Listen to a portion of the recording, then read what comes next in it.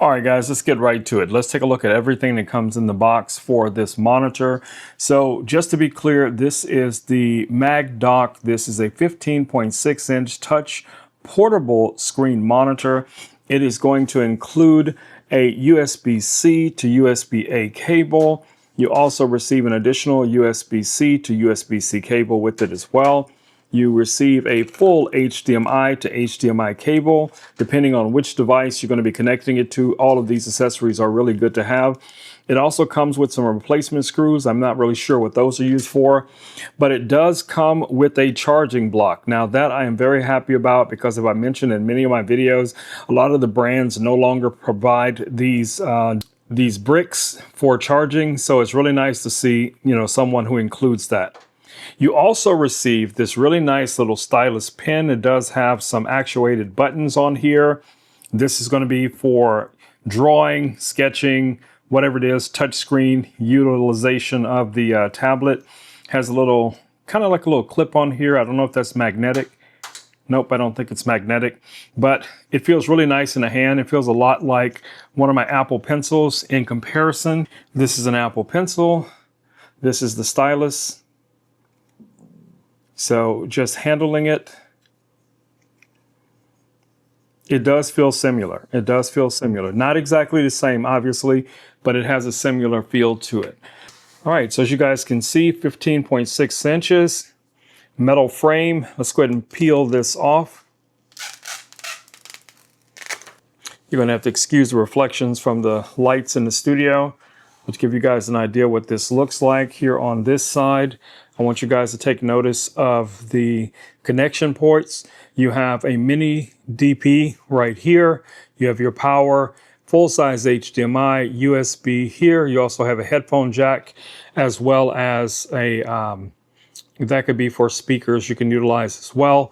Now, if you turn it around to the back here, you guys can see it does have built-in speakers. It does have a Versa mount. This is plastic, but the stand is metal. And it is adjustable, so you can kind of adjust that down as far as you need, especially for drawing. I think that's going to come in really handy if you're doing some, photo work, video editing, whatever the case is going to be. This position is going to be great. All right, so let's rotate this guy back around to the opposite side. And here's where you're going to find your control buttons. Now, these are etched really nice. Even though this is silver, you can still read these very well. As you guys can see here, we have our power button. We have our plus and minus for volume control or brightness, whatever the case you're going to be adjusting. You have your menu button, selection buttons, really nice metal. So I still don't know what those screws are for, unless those are perhaps for the Versa mount, because you have 4 screws here on the back. I think that's what those are for. Those are for Versa mounts. So you put those in, and then you'll be able to lock this down onto your Versa mount. That's most likely what those are used for. Okay, so it is somewhat of a fingerprint magnet. I can already see fingerprints accumulating on here, but we're going to go ahead and connect this to something so you guys can see what this looks like when it's actually powered up. All right, guys, so I have my MacBook connected to this now, and I'm using Final Cut. And as you guys can see, I'm using this as an extended monitor. I can also send the video feed over to the additional monitor. So we have video now over here. So if I go back and I click on play, or if I scrub this, as you guys can see, I can now utilize this for editing as an external monitor. Now, on the Mac, there is no touch capabilities. For this device.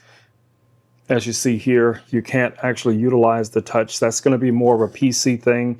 But if you're using a PC, you will have access to all of those different features as well. Now, for me as a content creator, being able to have a larger monitor that is color accurate is really going to come in handy, especially, any of this type of work, whether you're using Photoshop, Lightroom, or Final Cut, Premiere, whatever the case it is. I'm a fan of that. So I like that a lot.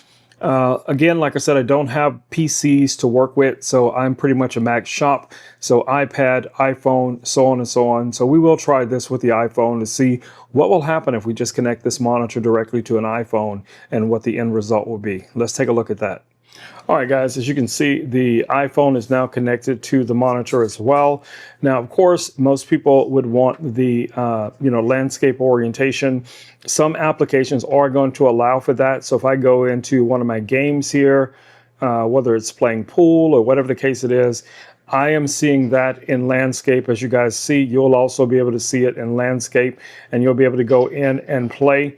I'm getting audio coming from the speakers built into the monitor, as you guys should also be able to see. So let's go in here really quickly, and I'm going to sacrifice a game just so you guys can see what this is like. So we're just going to go in here really quickly here and start a game, and we're going to see what the refresh rate is like. All right, so we're starting our pool play.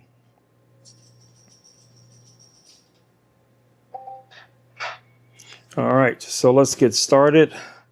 I get to break, so I'm going to go ahead and set everything up. You're seeing it here on this monitor. Let's go ahead and break. And just like watching it here on my phone, I have full access to all of my different controls. Now again, this is not going to be touch from the screen. It's going to be utilized from the device that you're actually using. But you guys get the idea. Beautiful color, beautiful rendition. The refresh rate on here is really nice. So if this is something that you guys might be interested in, I definitely say take a look at this, because I think this is going to be a great monitor for photo editing, video editing, gaming. Now, I'm not a big gaming person per se, but, on occasion I will play, Angry Birds or something like that, just to just to get, the time to go by or whatever the case it is. But from what I can tell, and I'm trying to shoot the video obviously and play this game at the same time without losing. So there we go. But you guys get the idea. So I'm probably going to back out of this and let the other person win just so I can complete the video, but you guys get the idea. So if I swipe out of this game, for instance, then it's going to go back to the original orientation. If I go back in, then we're back to landscape orientation, which is pretty cool. So let's just go ahead and see if I can make this last shot here before I surrender the game. The things I do for you guys, I missed. So now my opponent gets a chance to win.